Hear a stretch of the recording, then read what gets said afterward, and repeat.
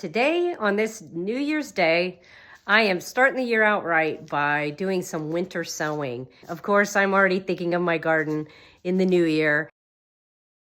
This is going to be my first year of actually doing like the winter sowing that in my garden groups, they're all raving about it. I wanted to do it last year and I just didn't do it in time. If you saw my video this fall, I went out and collected seeds and then put them into little coffee filters. I kept them in the back of my refrigerator where it's cool and dark.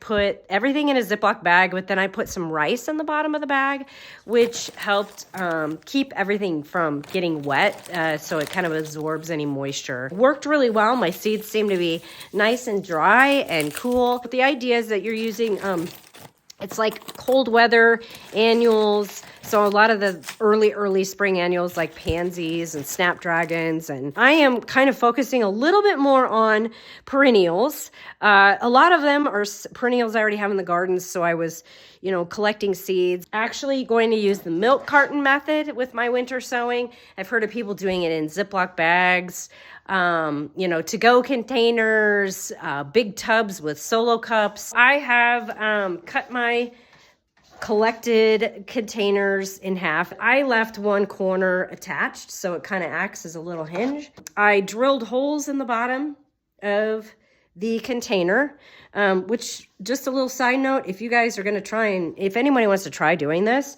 it's a lot easier to drill the holes before you cut your container in half. So I'll be filling my dirt in the bottom half, and then you tape the top half back on. It acts like a little greenhouse. I will water them really well before I put them out there. And then the whole idea is you want the freeze-thaw seeds that need cold stratification. It means that it needs to go through a cold cycle to really kind of break the shell of the seed and get it to grow properly. It needs to go through that kind of cold freeze. You leave the lid off at the top of the jugs, so you want to make sure that's how it's going to get moisture. You want the snow to fall in there, and you want the snow to kind of pack around your containers so it kind of insulates them. Now is a good time to do it. You could do it any time between now and you just want to make sure you're a couple months before the last freeze. What we don't want is the super warm weather like we've had this last couple of weeks. And so I've been kind of waiting until those really warm days go away, because you don't want your seeds to sprout. You don't want them to sprout until spring. So this is where you're going to wind up with really strong seedlings, because they are growing and acclimating right there outside. I have tried to direct sow many times and had it either wash down the hillside, or I've had birds eat them, or I forget where I plant them and then I dig it up and plant something else there. This is a way to get them started out, and then you just lift it out of that milk carton and stick them in the ground once they have sprouted and are doing well, and once they have some true leaves.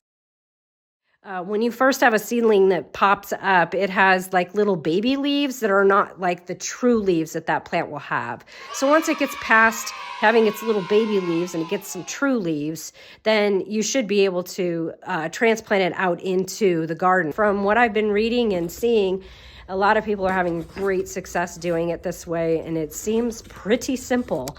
No grow lights, no heating pads, no all of the fuss that I did last year for my seedlings. I got about 11 jugs planted. My problem is I ran out of jugs. I would say I have planted maybe 10% of my seeds. So these are probably going to go all the way down the south side of my house by the time I'm done. If anybody's got milk jugs, I could use them. Let me know.